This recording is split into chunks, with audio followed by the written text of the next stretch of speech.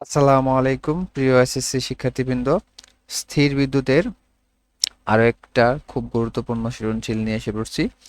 সেটা হচ্ছে আমরা আজকে শিখব যে একটা আদান দেওয়া থাকলে আরেকটা আদানের মান অজানা, এরকম অবস্থায় তড়িৎ প্রবাহ কিভাবে বের করতে হয়, এবং সবচেয়ে গুরুত্বপূর্ণ ইম্পর্টেন্ট টপিকস হচ্ছে যে ইলেকট্রনের প্রবাহের দিক। ঠিক আছে, এই টপিকটা আজকে দেখবো আমরা। সবচেয়ে গুরুত্বপূর্ণ জিনিস এটা, যে ইলেকট্রনের প্রবাহের দিকটা কিভাবে বের করতে হয়, যে ইলেকট্রন কোন দিকে প্রবাহিত হবে, এ থেকে বির দিকে নাকি বি থেকে এর দিকে। হ্যাঁ, খুব ভেরি ভেরি ইম্পর্টেন্ট একটা টপিকস। আচ্ছা, তাহলে শুরু করি। প্রথমে গতে গর মধ্যে আমাদের বের করতে হবে কি, এ বস্তুর সাপেক্ষে বি বস্তু যে বিন্দুতে স্থাপন করা হয়েছে সেই বিন্দু তড়িৎ প্রাবল্য, মানে এ বস্তুর সাপেক্ষে বি বিন্দু তড়িৎ প্রাবল্য। আচ্ছা, তড়িৎ প্রাবল্যের সূত্র কি, যে আমরা জানি অথবা তোমরা জানো, যে জানে সে জানে, সমস্যা নাই, যে ই সমান K into Q by T square. সূত্র তো এটাই, তাই না? আচ্ছা, এখানে এই কিউ বলতে কার মান? এই কিউ বলতে যার সাপেক্ষে তার মান। সহজ কথাই, কার সাপেক্ষে? এ বস্তুর সাপেক্ষে, তাহলে এ বস্তুর চার্জের মান। তাহলে এ বস্তুর চার্জের মান কত দেওয়া আছে? কিউ এর ভ্যালু দেওয়া আছে কত? Plus 50 coulomb.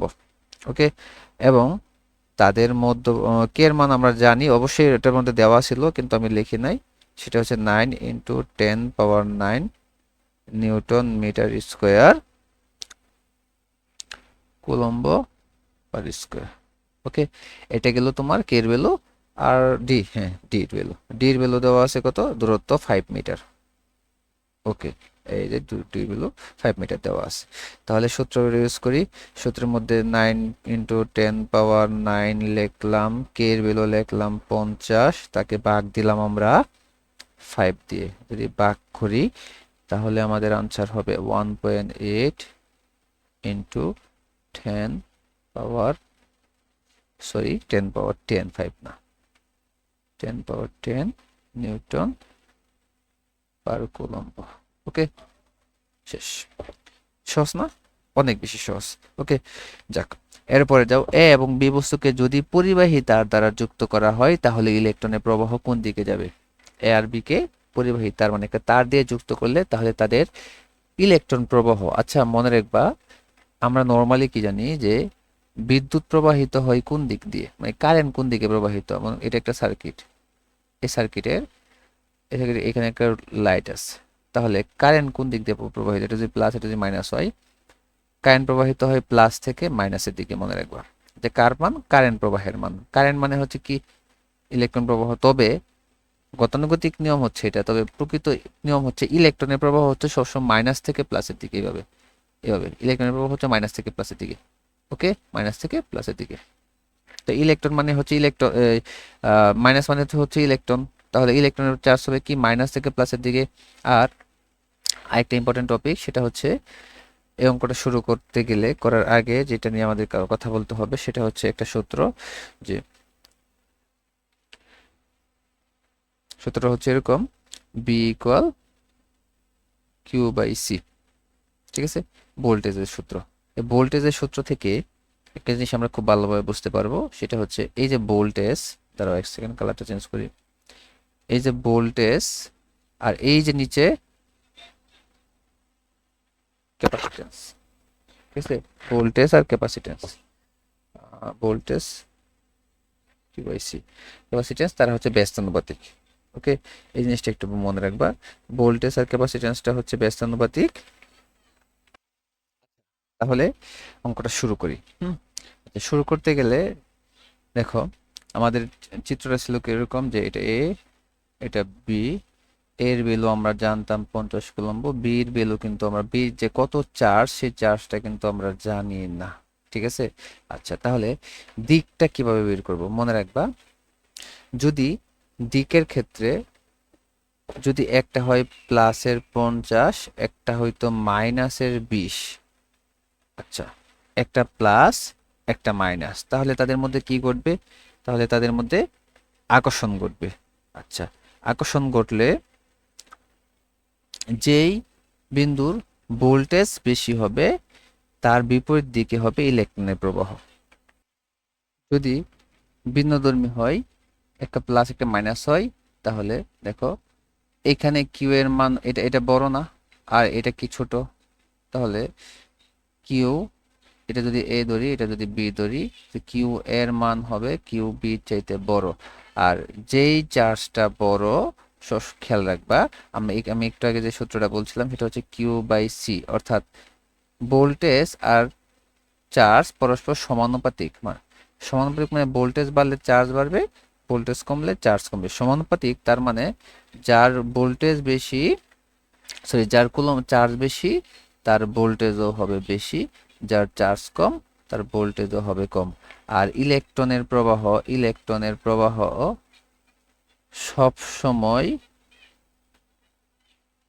কম ভোল্ট হতে বেশি ভোল্টে প্রবাহিত হয়। ইলেকট্রনের প্রবাহ বেশি ভোল্ট এর দিকে যায়।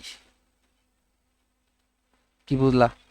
যদি কিউ এ মানে চার্জের পরিমাণ যার বড়, ভোল্টেজের পরিমাণ হবে তার বড়। আর ভোল্টেজের পরিমাণ যদি বড় হয়, তাহলে ইলেকট্রনের প্রবাহ হয় ছোট, কম ভোল্ট হতে বেশি ভোল্টের দিকে। তাহলে যার বড় মানে যদি এর বড় হয়, তাহলে ছোটকে বি, তাহলে বি থেকে এর দিকে ইলেকট্রন প্রবাহিত হবে। ঠিক আছে, সেম প্রসেস এখানেও ভিন্ন চার্জের ক্ষেত্রে গেল। আর যদি একই রকমের চার্জ হয়, তখন কি করবে? একই রকমের চার্জ হলো যেটা কম ভোল্ট সেটা বের করতে হবে আমাদের, তাহলে কম ভোল্ট থেকে বেশি ভোল্টের দিকে যাবে। আচ্ছা, এখানে খেয়াল করো, আমাদের কাছে কিন্তু, ওয়েট এ সেকেন্ড, আমাদের কাছে বি এর ভ্যালু কিন্তু দেওয়া নাই, বি এর চার্জ দেওয়া নাই, তাহলে এটা প্লাসও হতে পারে মাইনাসও হতে পারে, আমরা সেটা যেহেতু নির্দিষ্ট করে জানি না, তাহলে আমরা কি লিখবো? বি এর ভ্যালু, বি এর চার্জ যদি ঋণাত্মক হয়, তবে যদি ঋণাত্মক হয়, ঋণাত্মক মানে অবশ্যই এ থেকে ছোট হবে, 50 থেকে ছোট হবে। যদি 50 থেকে ছোট হয়, তাহলে এটা মানে 50 হবে বড় আর বি হবে ছোট। তবে বি এর ধনাত্মক লিখছি এটা, হ্যাঁ, বি এর চার্জ কম হবে, তখন কি হবে? বি এর চার্জ কম হবে, তাহলে এ এর চার্জ বেশি হবে, কিউ এর মান বড় হবে। আচ্ছা, বি এর চার্জ যদি কম হয়, তাহলে বি এর চার্জ যদি কম হয়, অর্থাৎ আমরা জানি কি সমানুপাতিক কিউ এর সাথে বি সম্পর্ক, তাহলে বি এর ভ্যালু বড় হবে, বির ভ্যালু ছোট হবে। তখন তার দিক হবে কি ছোট থেকে বড় দিকে, মানে বি হতে এর দিকে যাবে। আচ্ছা, তাহলে তখন ইলেকট্রনের দিক হবে, তাই ইলেকট্রন এর দিক হবে বি হতে এর দিকে। আবার যদি ধনাত্মক হয়, তবে ধনাত্মক হয় তবে কি ঘটনা ঘটবে? তবে সেটা বড় হতে পারে, 50 থেকে বড় হতে পারে, 50 থেকে ছোট হতে পারে। সেটা নিয়ে কোনো আইডিয়া নাই যে 50 ধনাত্মক মানে কি, 50 তো ধনাত্মক, আর ওইটাও তো ধনাত্মক হবে, তখন কি সেটা 50 থেকে বড় কি ছোট সেটা তো আর আমরা জানি না। তবে আমরা আগে সেই মানটা ক্যালকুলেশন করে বের করব। তাহলে ধরি যে সূত্র ফেলাই, হ্যাঁ, F equal K into Q one, Q one না, Q A Q B by D square. তাদের মধ্যবর্তী দূরত্ব কত ছিল? তাদের মধ্যবর্তী দূরত্ব ছিল 5 মিটার। তাহলে হবে এফ এর ভ্যালু দেওয়া আছে আমাদের আগের অঙ্কতে, 3.6 ইন্টু 10 ইনভার্স 10 পাওয়ার 11।